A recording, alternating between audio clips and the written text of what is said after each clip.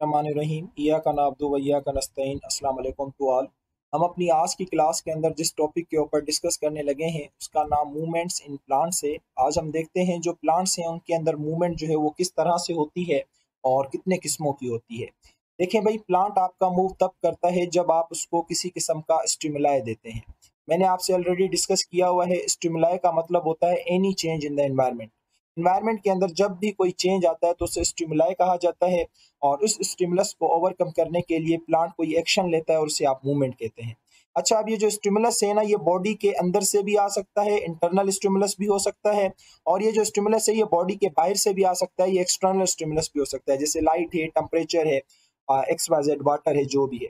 अच्छा, ये कहता है स्टिमुलस की बुनियाद के ऊपर हमने प्लांट्स को दो कैटेगरीज के अंदर डिवाइड किया है। प्लांट की मूवमेंट को हमने दो क्लासेस के अंदर क्या किया है, डिवाइड किया है।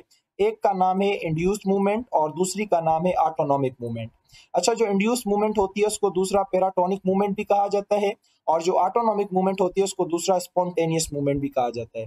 पहले हम डिस्कस कर लेते हैं ऑटोनॉमिक के ऊपर, देन हम डिस्कस करेंगे इंड्यूस के ऊपर। अच्छा देखो, ऑटोनॉमिक मूवमेंट, ये वर्ड ही आपको बता रहा है कि ये वो मूवमेंट होंगी जो कि किसकी वजह से होंगी, इंटरनल स्टिमुलस की वजह से होंगी। ऑटोनॉमिक मींस ऑटोमेटिकली बॉडी के अंदर के कुछ फैक्टर्स होंगे, अंदर के कुछ स्टिमुलस होंगे जो कि प्लांट को मजबूर करेंगे किसके ऊपर, मूवमेंट करने के ऊपर। अच्छा, इसको अच्छे तरीके से समझने के लिए मैंने इसको दो क्लासेस के अंदर डिवाइड कर दिया है। एक हमारे पास टर्गर मूवमेंट है, दूसरी हमारे पास ग्रोथ एंड कर्वेचर मूवमेंट है। पहले हम डिस्कस कर लेते हैं ग्रोथ एंड कर्वेचर मूवमेंट के ऊपर, देन हम डिस्कस करेंगे टर्गर मूवमेंट के ऊपर। अच्छा देखिए, ये वर्ड ही आपको जो है ना डेफिनेशन बता रहा है, ग्रोथ एंड कर्वेचर मूवमेंट, यानी पहले ग्रोथ होगी और फिर कर्व आएगा और उसकी वजह से क्या होगी, मूवमेंट होगी। तो इसलिए इसका पूरा नाम क्या है, ग्रोथ एंड कर्वेचर मूवमेंट। अच्छा, आपने याद रखना है जो ग्रोथ एंड कर्वेचर मूवमेंट होती है ना, ये हमेशा अनइक्वल ग्रोथ की वजह से होती है। बस आप इसको यहाँ पे स्टॉप करें और हम चलते हैं इमेज के ऊपर, ताकि आप लोगों का कंसेप्ट जो है मैं और भी क्लियर कर दूं। देखें, ये हमारे पास बेटा एक फर्न का प्लांट है, सही है। आपने कभी सोचा है कि जब ये ग्रो करना स्टार्ट करता है तो ये बिल्कुल स्ट्रेट होता है, लेकिन एक स्टेज ऐसा आता है कि इसकी जो ये इसके जो लीव्स हैं, या ये जो इसकी स्टेम पे जो पत्ते लगे हुए हैं, आहिस्ता आहिस्ता कर्व होना क्या हो जाते हैं, शुरू हो जाते हैं। आपने कभी सोचा है कि ऐसा इसके अंदर क्यों होता है? बेटा, ऐसी ऐसी मूवमेंट इसके अंदर इसलिए होती है क्योंकि यहाँ पे जो ग्रोथ का रेट होता है वो कुछ और होता है, और यहाँ पे जो ग्रोथ का रेट है वो कुछ और होता है। अगर दोनों जगहों पे ग्रोथ इक्वल होती ना, तो ये बिल्कुल क्या करता, सीधा सीधा ग्रो करता, कभी भी अपने आप को इस तरह से कर्व ना करता। अब हमने ये देखना है कि ग्रोथ कहाँ पे ज्यादा हो रही है और कहाँ पे कम हो रही है। बच्चों को लगता है कि शायद ये यहाँ पे मुड़ रहे हैं तो यहाँ पे ग्रोथ जो है वो ज्यादा हो रही है और यहाँ पे ग्रोथ कम हो रही है, लेकिन ऐसा बेटा हरगिज भी नहीं है। यहाँ पे ग्रोथ जो है वो ज्यादा होती है, यानी लोअर साइड पे जो है वो ग्रोथ ज्यादा होती है, और ये जो अपर साइड है ना, यहाँ पे जो ग्रोथ है वो कम होती है। और कम ग्रोथ होने की वजह से ये हिस्सा क्या होने लग जाता है, कर्व होने लग जाता है, और इस तरह से प्लांट का ये पार्ट मूव करने लग जाता है। तो इस टाइप की मूवमेंट को क्या कहा जाता है, ग्रोथ एंड कर्वेचर मूवमेंट कहा जाता है। मुझे उम्मीद है कि ये वाली मूवमेंट आप लोगों को अच्छे तरीके से समझ आ गई होगी। अच्छा, उसके बाद आपने कभी गुलाब के फूल को निकलते हुए देखा है? जब गुलाब का फूल मूव करता है तो उसकी नीचे जो कलियां होती हैं, ये शुरू में सीधी निकलती हैं, देखें जिस तरह से ये बिल्कुल सीधी है, लेकिन आहिस्ता आहिस्ता ये अपने आप को क्या करती जाती है, कर्व। इनकी जो मूवमेंट है वो क्या होती जाती है, कर्व। अब ये भी किस वजह से होता है, क्योंकि यहाँ पे जो ग्रोथ हो रही है वो ज्यादा हो रही है और यहाँ पे जो ग्रोथ हो रही है वो कम हो रही है, यानी कि ग्रोथ का जो रेट है ना वो अनइक्वल है, और इसकी वजह से ये जो कली है ये क्या हो रही है, कर्व हो रही है और मूवमेंट दिखा रही है। तो इस टाइप की मूवमेंट को क्या कहा जाता है, ग्रोथ एंड कर्वेचर मूवमेंट। तो आप लोगों ने देखा कि दो अपोजिट साइड पे जो ग्रोथ हो रही है वो अनइक्वल हो रही है, और इसकी वजह से ये जो लीफ है ये क्या कर रहा है, कर्व कर रहा है। इसी तरह से आपने फर्न के अंदर भी देखा होगा कि ये सीधे निकलने के बाद फिर आगे जाके मुड़ना शुरू हो जाते हैं। इसी तरह से आपने खजूर के दरख्त में देखा होगा, वो भी पहले सीधे निकलते हैं फिर बाद में मुड़ना क्या हो जाते हैं, शुरू। तो इस टाइप की मूवमेंट को क्या कहा जाता है, ग्रोथ एंड कर्वेचर मूवमेंट कहा जाता है। मुझे उम्मीद है कि आप लोगों को समझ आ गई होगी। तो ये कहता है movement that occurs due to unequal growth on two sides of the plant organ. Plant के ऑर्गेन के ऊपर दो अपोजिट साइड पे जो अनइक्वल ग्रोथ होती है, जिस तरह से रूट की है, स्टेम की है, बर्ड्स की है या लीव्स की है। मैंने आपको अभी स्टेम, बर्ड्स और लीव्स की एग्जांपल बताई थी। अच्छा, ये कहता है कि it is further divided into two more types. इसको हमने दो हिस्सों में डिवाइड किया है। एक को न्यूटेशन कहा जाता है और दूसरे को नास्टिक मूवमेंट कहा जाता है। बहुत आसान सी हैं, बहुत इजी सी हैं। अभी जो मैंने आप लोगों को मूवमेंट बताई वो नास्टिक मूवमेंट थी, सही है। ग्रोथ एंड कर्वेचर तो थी, लेकिन उसके अंदर भी कौन सी क्लास थी, नास्टिक मूवमेंट थी। Movement that occurs due to difference in the rate of growth on two opposite sides of plant organ.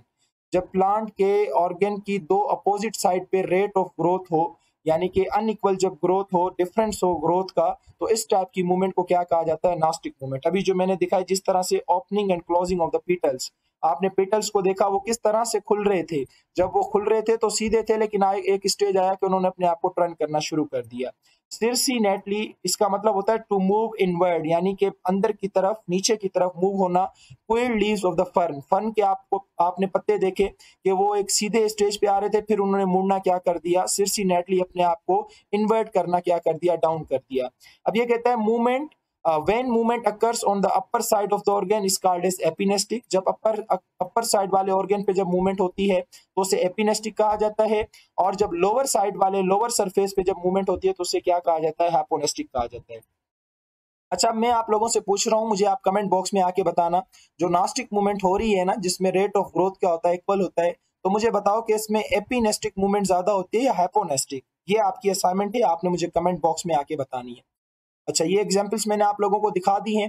दूसरी ग्रोथ एंड कर्वेचर की जो टाइप है वो है न्यूटेशन मूवमेंट। अब आप लोगों को मैं इमेज दिखाता हूं। आप लोगों ने अमूमन इस टाइप की मूवमेंट देखी होगी, लेकिन आपके जहन में कभी नहीं आया होगा कि ये आखिरकार इस तरह से जिगजैग मूवमेंट क्यों करता है और इस जिगजैग मूवमेंट को क्या कहा जाता है। तो ये भी ग्रोथ एंड कर्वेचर मूवमेंट ही है, यानी कि अनइक्वल ग्रोथ की वजह से हो रही है, लेकिन इस मूवमेंट का नाम क्या है? न्यूटेशन मूवमेंट है। ये कहता है the growth in the apex of young stem takes place in the zigzag manner. जो अनइक्वल ग्रोथ हो रही है इस स्टेम के अंदर, किस मैनर में? जिगजैग मैनर में, से क्या कहा जाता है? Nutation movement. या कभी कभी आप लोगों ने इस टाइप की मूवमेंट देखी होगी, जो हमारे पास वेजिटेबल्स होती हैं जिनकी बेल पाई जाती हैं, तो वो आपने अमूमन देखा होगा इस तरह से एपेक्स पे, चोटी पे आके इस तरह से रोटेशनल ग्रोथ करती हैं। तो ये वाली जो ग्रोथ है ना, ये भी अनइक्वल ग्रोथ की वजह से होती है। इसको कहा जाता है सर्कम न्यूटेशन। देखो, न्यूटेशन मूवमेंट्स में भी circumnutation means apex makes rotational growth around its long axis like in climber. Climber ये आपकी बेल होती है जो कि अपने एपेक्स की चोटी को जो है वो किसी भी ऑब्जेक्ट के साथ रोटेशनल क्या करती है? ग्रो करती है, तो उसको सर्कम म्यूटेशन कहा जाता है। तो बेटा इस टाइप की आपको जहां पे भी मूवमेंट मिल जाए ना, समझ जाना कि ग्रोथ एंड कर्वेचर मूवमेंट है, यानी कि अनइक्वल ग्रोथ रेट की वजह से हो रही है। तो मुझे उम्मीद है कि ये अनइक्वल ग्रोथ वाली जो कहानी है ये आप लोगों को समझ आ गई होगी। अच्छा, सेकंड जो है वो हमारे पास टर्गर मूवमेंट है। तो देखिए, आपने इसका प्रेशर बनाया तो ये पत्ता ऊपर की तरफ मूव करने लगा, आपने इसका प्रेशर हटा दिया तो ये पत्ता नीचे की तरफ क्या करने लगा? मूव करने लगा। मूवमेंट इसी को कहा जाता है। मूवमेंट में कभी भी बेटा एक बॉडी दूसरी बॉडी, एक बॉडी एक जगह से कभी भी दूसरी बॉडी नहीं जाती, सिर्फ बॉडी के पार्ट्स जाते हैं। तो बॉडी का पार्ट्स ये पत्ता है, कभी देखो ऊपर है तो कभी क्या है? नीचे है, तो इसको मूवमेंट कहा जाता है। और ये मूवमेंट किसकी वजह से हो रही है? आपने सारा प्रोसेस पढ़ा हुआ है कि इन सेलों के अंदर क्लोरोप्लास्ट होता है, वो फोटोसिंथेसिस करता है, ग्लूकोज की अमाउंट बढ़ती है और इसके पीछे वाटर आता है, वो वैक्यूल के अंदर स्टोर करते हैं, वो फिर क्या हो जाता है? टर्जिट हो जाता है। जैसे हम पानी बाहर निकालते हैं तो इसका टर्गर प्रेशर लूज हो जाता है, इसकी टर्जिडिटी लूज हो जाती है और ये पत्ता फिर नीचे गिर जाता है। फिर ये फोटोसिंथेसिस करेगा और इस तरह से इसकी टर्जिडिटी दोबारा क्या हो जाती है? मेंटेन हो जाती है। तो टर्गर मूवमेंट वो मूवमेंट होती है जो कि change in turgidity of cells, यानी कि सेल के अंदर जब टर्जिडिटी का चेंज आता है तो उसकी वजह से जो मूवमेंट होती है, यानी कि लॉस और गेन ऑफ वाटर, पानी के लॉस और गेन की वजह से होती है। तो मुझे उम्मीद है जो ऑटोनॉमिक या स्पॉन्टेनियस मूवमेंट है ये आप लोगों को अच्छे तरीके से समझ आ गई होगी। अच्छा, उसके बाद नेक्स्ट जो हमारे पास मूवमेंट है वो पैराटोनिक और इंड्यूस मूवमेंट है। ये वो मूवमेंट है जो कि एक्सटर्नल स्टिमुलस की वजह से होती है। ये बहुत इंपॉर्टेंट बात है, आपने याद रखनी है। अब एक्सटर्नल स्टिमुलस लाइट का भी हो सकता है, टेम्परेचर का भी हो सकता है, वाटर का भी हो सकता है, केमिकल का भी हो सकता है और ग्रेविटी का भी हो सकता है। अच्छा, अब ये जो पैराटोनिक और इंड्यूस मूवमेंट है इनको हमने फर्दर क्लासिफाई किया है दो मूवमेंट्स के अंदर। एक होती है ट्रॉपिक मूवमेंट जिन्हें डायरेक्शनल मूवमेंट कहा जाता है, इनकी बाकायदे पार्टिकुलर क्या होती है? डायरेक्शन होती है। दूसरी होती है नास्टिक मूवमेंट जो कि नॉन डायरेक्शनल मूवमेंट होती है। अब आप कहोगे सर नास्टिक तो हम पहले भी पढ़ के आए हैं। हाँ भाई, आप पहले पढ़ के आए हो, लेकिन वो इंटरनल स्टिमुलस की वजह से थी, अभी जो होंगी वो एक्सटर्नल स्टिमुलस की वजह से होंगी। सही है। तो ट्रॉपिक मूवमेंट डायरेक्शनल होती हैं और नास्टिक मूवमेंट जो है वो क्या होती है? नॉन डायरेक्शनल होती हैं। ये आपने याद रखना है, बहुत इंपॉर्टेंट बात है। हो सकता है मैं आपसे टेस्ट में, पेपर में पूछूं। अच्छा, ये कहता है जो हमारे पास ट्रॉपिक मूवमेंट है, ये कहता है the word tropic is derived from Greek word trophos, जिसका मतलब होता है टू टर्न। अब ये लिया ही ग्रीक जबान से लिया गया वर्ड है जिसका मतलब क्या होता है? टू टर्न, यानी कि मुड़ जाना। अब ये जो ट्रॉपिक मूवमेंट्स होती हैं सारी की सारी क्या होती हैं? डायरेक्शनल मूवमेंट्स होती हैं। और ये कहता है कि in these movements plants shows response towards the stimuli और मे अवे फ्रॉम द स्टिमुलाई। अब इसमें जो मूवमेंट होगी ना वो स्टिमुलस की तरफ भी होगी और स्टिमुलस से दूर भी होगी। अगर देखो स्टिमुलस की तरफ हो रही है तो इसे कहा जाएगा पॉजिटिव, अगर स्टिमुलस से दूर हो रही है तो इसे कहा जाएगा नेगेटिव।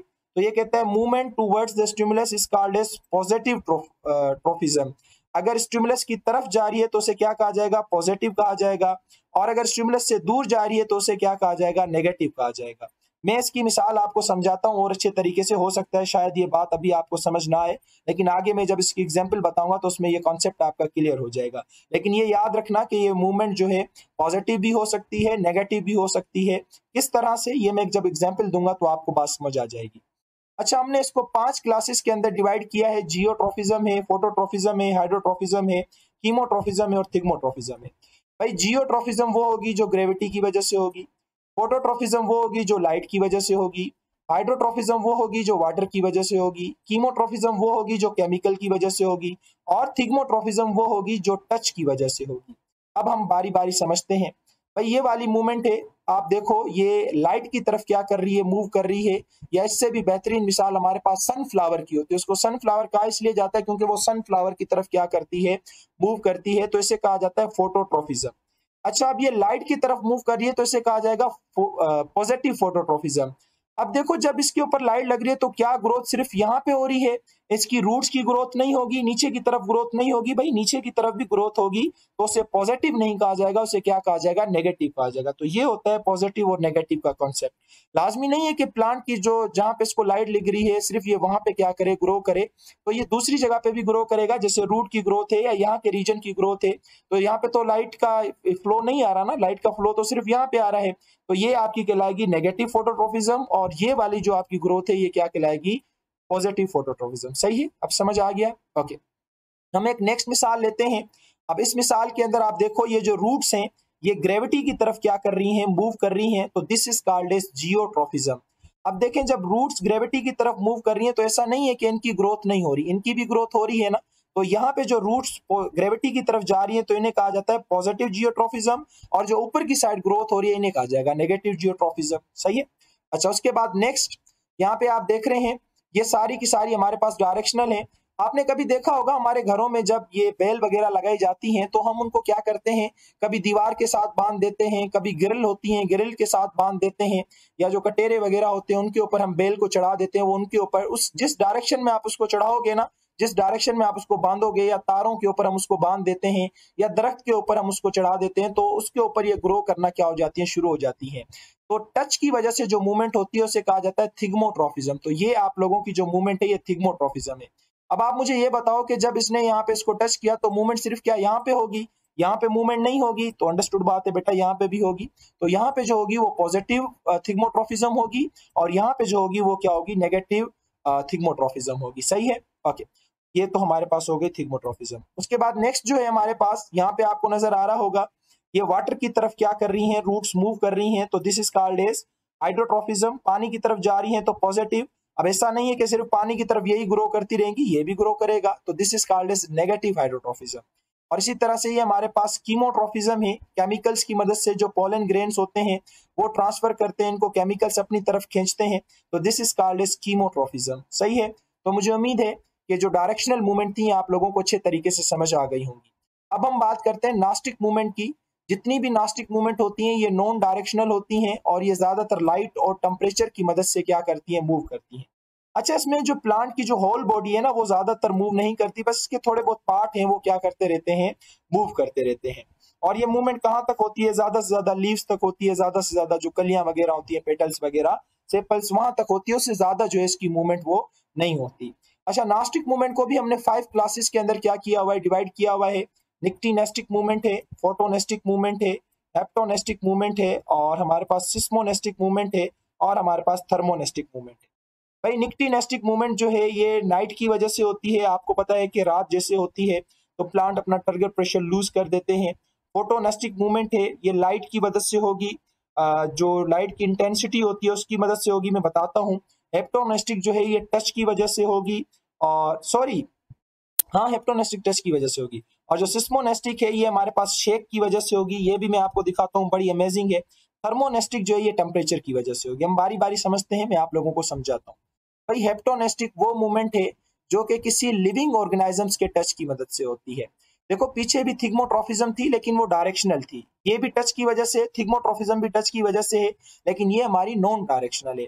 आप देखो ये पिक्चर प्लांट है आपका, अगर लिविंग ऑर्गेनिज्म्स को यहाँ पे टच करे, किसी भी डायरेक्शन के अंदर टच करे, तो ये लिड इसका बंद हो जाएगा और वो लिविंग ऑर्गेनिज्म हमेशा के लिए इसकी फुट बन जाएगा। और इस टाइप की मूवमेंट को क्या कहा जाता है? हेप्टोनेस्टिक मूवमेंट कहा जाता है। इसी तरह से हमारे पास जो सेकंड है वो हमारे पास थर्मोनेस्टिक मूवमेंट है। ये इंडिया का एक प्लांट है, इंडियन टेलीग्राफ, इसे डांसिंग प्लांट भी दूसरा कहा जाता है। आपको पता है कि इसके लीव्स मूव करते हैं according to the temperature, temperature के वेरिएशन की वजह से इसके जो पत्ते हैं ना वो मूव करते रहते हैं, तो लिहाजा इसको डांसिंग प्लांट भी कहा जाता है। ये इंडिया का एक टेलीग्राफ प्लांट है, वहां पे ये पाया जाता है। सही है। अच्छा, उसके बाद नेक्स्ट जो है हमारे पास वो निक्टीनेस्टिक है। मैंने आपको बताया ये जो मूवमेंट है ये नाइट और स्लीप की वजह से होती है। आपको पता है कि दिन को जो है टर्गर प्रेशर कुछ और होता है क्योंकि फोटोसिंथेसिस हो रही होती है, और रात को टर्गर प्रेशर कुछ और होता है। तो इस टाइप की मूवमेंट को क्या कहा जाता है? निक्टीनेस्टिक मूवमेंट कहा जाता है, और इसकी कोई डायरेक्शन भी नहीं होती। अच्छा, उसके बाद नेक्स्ट जो है वो हमारे पास सिस्मोनेस्टिक है। अब आपको पता है कि हमारे पास ये एक प्लांट पाया जाता है, इसे हम तो शर्म मुटी कहते हैं, क्योंकि आप इसको जैसे टच करेंगे ना ये शर्मा जाती है, इसलिए इसका नाम ही क्या है? Touch me not. ये कहती है मुझे टच नहीं करो वरना मैं शर्मा जाऊंगी।